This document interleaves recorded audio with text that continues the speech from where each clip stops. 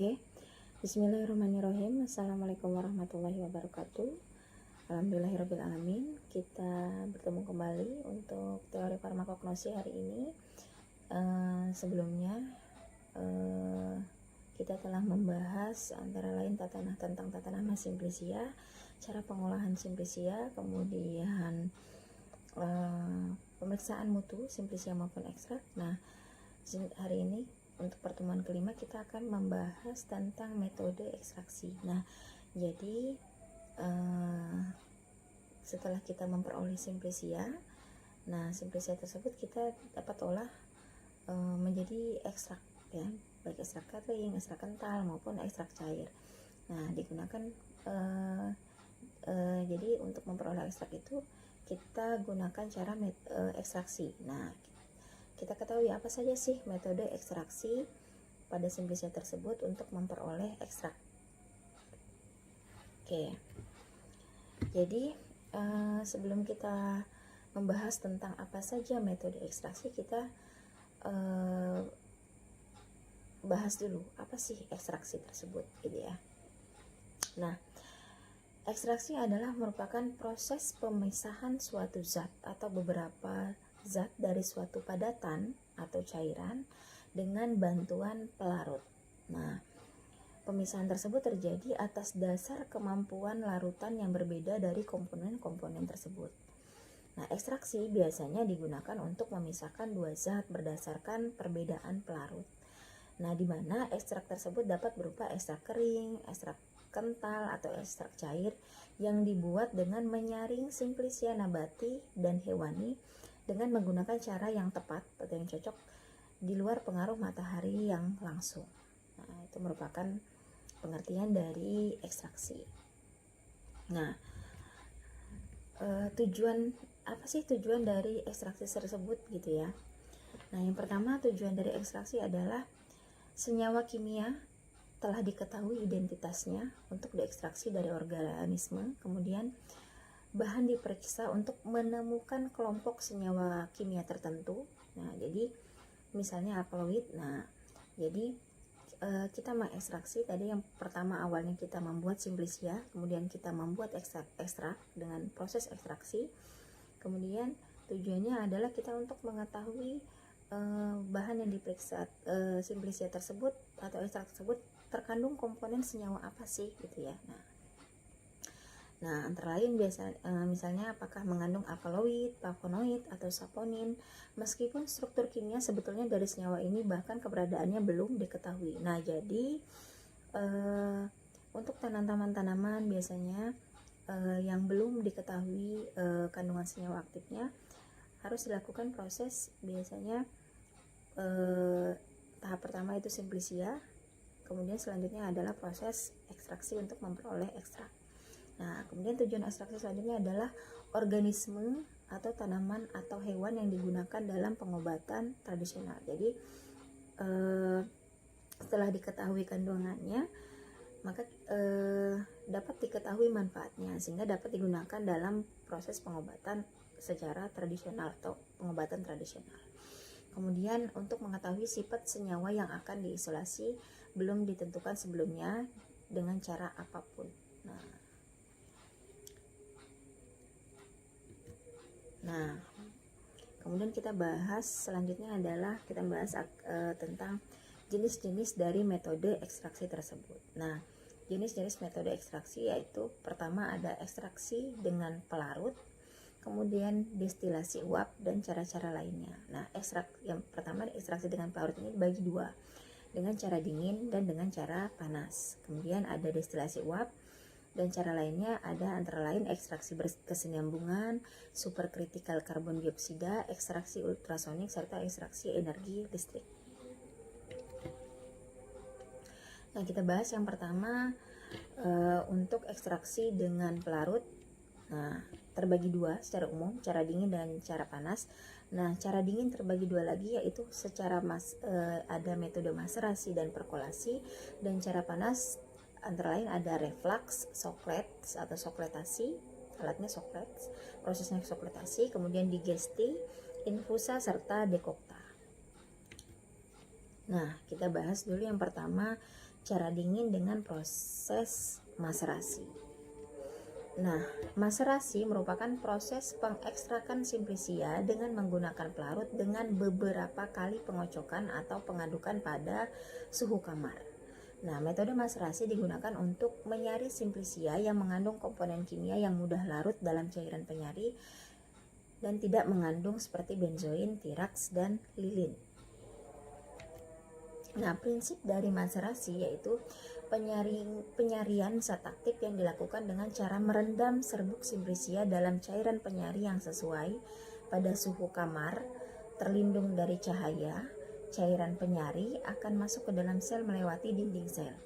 Nah, di mana isi sel akan larut karena adanya perbedaan konsentrasi antara larutan di dalam sel dengan di luar sel. Nah, larutan yang konsentrasinya tinggi akan terdesak keluar dan diganti oleh cairan penyari dengan konsentrasi rendah atau dinamakan proses difusi. Nah, peristiwa tersebut berulang sampai terjadi keseimbangan konsentrasi antara larutan di luar sel dan di dalam sel. Nah, itu merupakan prinsip dari maserasi. Nah, alatnya namanya maserator. Jadi prosesnya itu dengan cara perendaman. Nah, keuntungan dari maserasi di sini adalah peralatannya sederhana. Nah, karena biasanya hanya menggunakan wadah toples kaca gitu ya, tertutup. Nah, kerugiannya yaitu waktu yang diperlukan untuk mengekstraksi itu sampel cukup lama. Kemudian cairan penyari yang digunakan lebih banyak, tidak dapat digunakan untuk bahan-bahan yang mempunyai tekstur keras seperti benzoin, tiraks, dan lilin. Nah, kemudian metode maserasi itu dapat dilakukan modifikasi. Yang pertama yaitu modifikasi maserasi melingkar, modifikasi maserasi digesti, modifikasi maserasi melingkar bertingkat, modifikasi remaserasi, dan modifikasi dengan mesin pengaduk. Nah, nanti ini kalian bisa cari sendiri modifikasi dari metode maserasi ya. Nah, kemudian untuk ekstraksi cara dingin tadi yang pertama maserasi, kemudian selanjutnya adalah perkolasi. Nah, perkolasi itu merupakan ekstraksi dengan pelarut yang selalu baru secara sempurna dan suhunya sama ya dengan maserasi, yaitu dilakukan pada suhu kamar. Nah, perkolasi di sini proses penyarian simplicia dengan jalan melewatkan pelarut yang sesuai secara lambat pada simplicia dalam suatu alat namanya adalah perkolator. Nah, tujuan dari perkolasi yaitu upaya zat berkhasiat tertarik seluruhnya dan biasanya dilakukan untuk zat berkhasiat yang tahan ataupun tidak tahan pemanasan. Nah, prinsip dari perkolasi yaitu serbuk simplicia ditempatkan dalam suatu bejana silinder yang bagian bawahnya diberi sekat berpori. Nah, di mana cairan penyari dialirkan dari atas ke bawah melalui serbuk tersebut dan cairan penyari akan melarutkan zat aktif sel-sel yang dilalui sampai mencapai keadaan jenuh. Nah, gerak ke bawah disebabkan oleh kekuatan gaya beratnya sendiri dan cairan di atasnya dikurangi dengan daya kapiler yang cenderung untuk menahan. Nah, kekuatan yang berperan pada perkolasi antara lain gaya berat, kekentalan, daya larut, tegangan permukaan, difusi, osmosa, adesi, daya kapiler, dan daya geseran. Nah, itu merupakan prinsip dari perkolasi. Nah ini merupakan alat perkolasi ya. Nah, jadi kalau maserasi itu hanya toples kaca, kemudian dimasukkan simplicianya ke dalam wadah tersebut, kemudian direndam dengan menggunakan pelarut. Nah, biasanya untuk maserasi itu biasanya berkisar 3 kali 24 jam dan dilakukan penggantian pelarut. Nah, untuk perkolasi prosesnya sama perendaman tetapi menggunakan alat. Nah, alat jadi di sini kontinu, pergantian pelarutnya secara kontinu dan pelarutnya selalu baru. Nah, proses perkolasi yaitu pertama adanya pengembangan bahan, kemudian tahap maserasi antara, tahap perkolasi sebenarnya atau penetesan atau penampungan ekstrak. Nah, Keuntungan dari proses perkulasi ini adalah tidak terjadinya kejenuhan karena pelarutnya selalu baru. Nah, berbeda dengan maserasi itu harus dilakukan penggantian pelarut 3 kali 24 jam karena adanya pelarut yang jenuh. Nah, kejenuhan dari pelarut itu, apabila pelarut telah jenuh maka tidak dapat menarik senyawa atau zat-zat kimia dalam sampel yang akan kita tarik senyawa aktifnya. Nah, keuntungannya tadi pertama tidak terjadi kejenuhan pelarut, kemudian pengaliran meningkatkan difusi dengan dialiri cairan penyari sehingga zat seperti terdorong untuk keluar dari sel-sel tanaman. Nah, kerugiannya cairan penyari yang digunakan lebih banyak karena larutan penyari tersebut selalu baru. Kemudian resiko cemaran mikroba untuk penyari air karena dilakukan secara terbuka. Nah, itu kerugian dari metode maserasi. Nah, kemudian selanjutnya kita yang maserasi dan perkulasi tadi adalah ekstraksi dingin. Nah, ini kita membahas ekstraksi panas. Nah, yang pertama ada reflux. Reflux merupakan ekstraksi dengan pelarut pada suhu titik didihnya atau pada temperatur titik didihnya selama waktu tertentu dan jumlah pelarut yang relatif konstan dengan adanya pendingin balik atau kondensor. Nah, ekstraksi reflux digunakan untuk mengekstraksi bahan-bahan yang tahan terhadap pemanasan. Nah, yang dingin tadi berarti untuk zat-zat yang tidak tahan terhadap panas. Nah, di sini adalah untuk zat-zat yang tahan terhadap panas. Nah, prinsip dari reflux yaitu penarikan komponen kimia yang dilakukan dengan cara sampel dimasukkan ke dalam labu alas bulat bersama-sama dengan cairan penyari, lalu dipanaskan, di mana uap-uap cairan penyari terkondensasi pada kondensor bola menjadi molekul-molekul cairan penyari yang akan turun kembali menuju labu alas bulat. Nah, kemudian akan menyari kembali sampel yang berada pada labu alas bulat. Demikian seterusnya, continue ya, berlangsung secara berkesinambungan sampai penyarian sempurna, di mana penggantian pelarut dilakukan sebanyak 3 kali setiap 3-4 jam. Nah, kemudian filtrat yang diperoleh dikumpulkan kemudian dipekatkan. Nah, ini merupakan gambaran dari alat soklet ya. Nah, jadi di sini sampel ditambahkan pelarut ya, kemudian dihubungkan dengan sumber panas, biasanya menggunakan hot plate. Nah, kemudian diberi wadah yang berisi air. Nah, ada aliran air masuk dan air keluar. Nah, dan ini yang tegak lurus adalah kondensor. Nah, dipanaskan, kemudian terjadinya berkesinambungan. Nah, keuntungan dari soklet ini digunakan untuk mengekstraksi sampel-sampel yang memiliki tekstur kasar seperti batang ya, umbi batang gitu ya, rizoma, rimpang. Nah, kerugiannya butuh volume total pelarut yang besar dan sejumlah manipulasi operator. Nah, kemudian selanjutnya metode ekstraksi panas yang sebelumnya adalah reflux, kemudian selanjutnya adalah soklet. Prosesnya namanya sokletasi. Nah, soklet ini merupakan ekstraksi menggunakan pelarut yang selalu baru yang umumnya dilakukan dengan alat khusus sehingga terjadi ekstraksi kontinu dengan jumlah pelarut yang relatif konstan dengan adanya pendingin balik. Nah, prinsipnya ekstraksi menggunakan pelarut yang selalu baru yang umumnya sehingga terjadi ekstraksi kontinu dengan jumlah pelarut konstan dengan adanya pendingin balik. Nah, ini merupakan alat soklet ya. Nah, bedanya dengan reflux tadi, pada reflux itu sampel langsung ditambahkan pelarut. Nah, pada soklet di sini sampelnya dimasukkan ke dalam dibungkus dengan kain flanel gitu ya, berwarna putih seperti pocong, diikat, kemudian diikatkan, kemudian baru dialiri pelarut. Nah, kalau yang tadi langsung ya, sampel tambah pelarut. Kalau ini sampelnya dibungkus terlebih dahulu, baru direndam dengan pelarut, baru dihubungkan dengan aliran panas ya.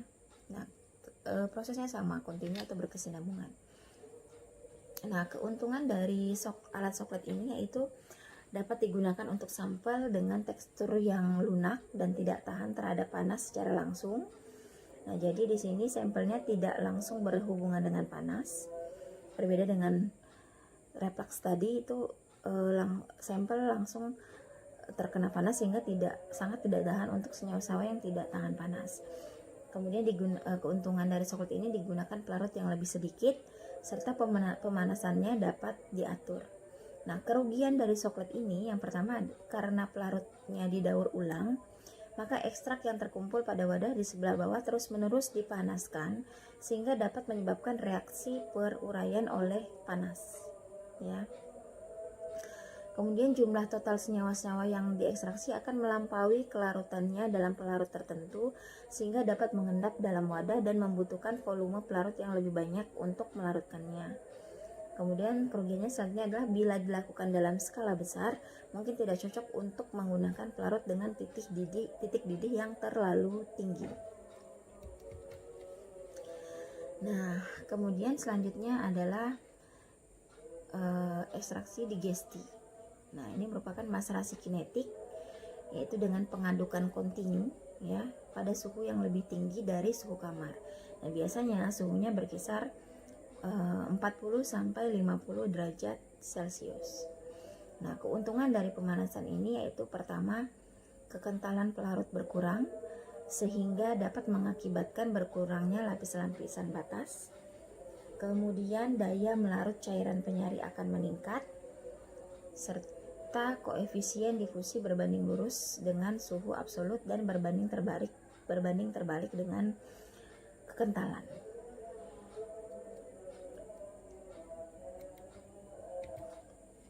Nah, kemudian ada proses infus dan dekokta. Nah, infus itu merupakan ekstraksi dengan pelarut air pada suhu penangas air atau bejana infusa tercelup dalam penangas air mendidih dengan suhu terukur yaitu berkisar 96 sampai 98. Biasanya suhunya berkisar kurang lebih infus itu berkisar 90 derajat Celcius, ya, dengan waktu 15 sampai 20 menit. Nah, bedanya dengan dekokta yaitu untuk infus pemanasan dengan suhu kurang lebih 90 derajat Celcius selama 15 menit. Nah, untuk dekokta itu lebih lama dan suhunya sama, kurang lebih 90 menit, tetapi suhu pemanasannya itu berkisar 30 menit. Nah, dan suhu sampai titik didih air. Nah, makanya biasanya untuk infus itu untuk bahan-bahan yang lunak, yang lebih lunak seperti daun, ya, daun, kemudian buah gitu ya. Nah, untuk dekokta biasanya untuk kulit batang, rizoma, karena pemanasannya waktunya lebih lama. Jadi infus dan dekokta bedanya antara waktunya, suhunya sama 90 derajat, bedanya waktunya. Untuk infusa berkisar 90 derajat, nah suhu 90 derajat selama 15 menit, dan dekokta suhu berkisar 90 derajat dengan waktu pemanasan selama 30 menit. Nah, kemudian ada destilasi uap. Nah, destilasi uap merupakan ekstraksi senyawa dengan kandungan yang mudah menguap. Contohnya senyawa-senyawa minyak atsiri dari bahan segar atau simplicia dengan uap air berdasarkan peristiwa tekanan parsial. Nah, destilasi uap ini digunakan pada campuran senyawa-senyawa yang memiliki titik didih mencapai 200 derajat Celcius atau lebih. Kemudian dapat menguapkan senyawa-senyawa ini dengan suhu mendekati 100 derajat Celcius dalam tekanan atmosfer dengan menggunakan uap atau air mendidih. Nah, destilasi uap ini, sifat yang fundamental dari destilasi uap adalah dapat mendestilasi campuran senyawa di bawah titik didih dari masing-masing senyawa campurannya. Kemudian dapat digunakan untuk campuran yang tidak larut dalam air di semua suhu, tapi dapat didestilasi dengan air. Dan campuran dipanaskan melalui uap air yang dialirkan ke dalam campuran dan mungkin ditambah juga dengan pemanasan.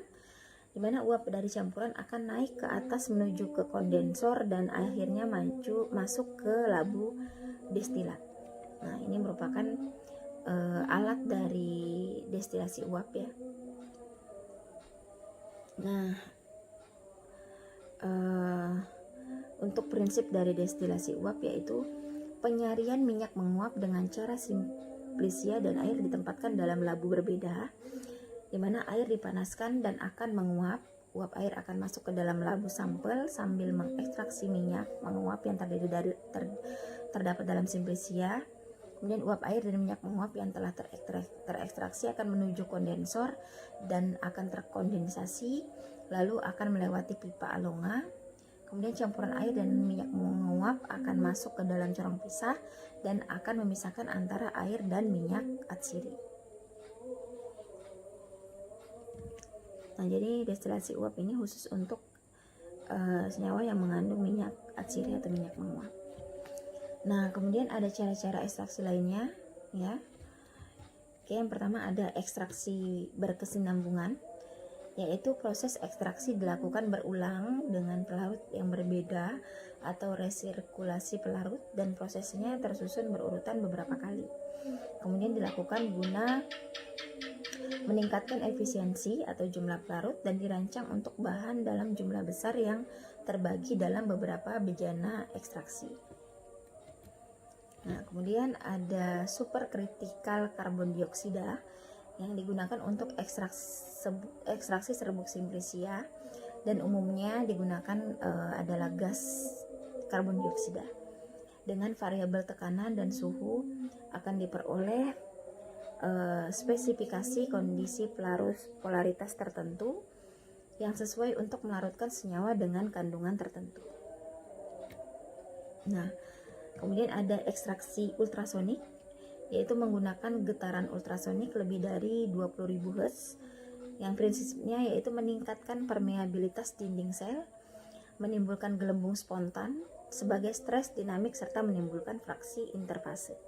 Nah, hasil ekstraksi tergantung pada frekuensi getaran, kapasitas alat, serta proses ultrasonik. Nah, kemudian ada ekstraksi energi listrik. Nah, yang pertama, energi listrik ini yang digunakan dalam bentuk medan listrik, medan magnet, dan electric discharger. Kemudian energi listrik ini dapat mempercepat dan meningkatkan hasil dengan prinsip menimbulkan gelembung spontan dan menyebarkan gelombang tekanan berkecepatan ultrasonik. Oke,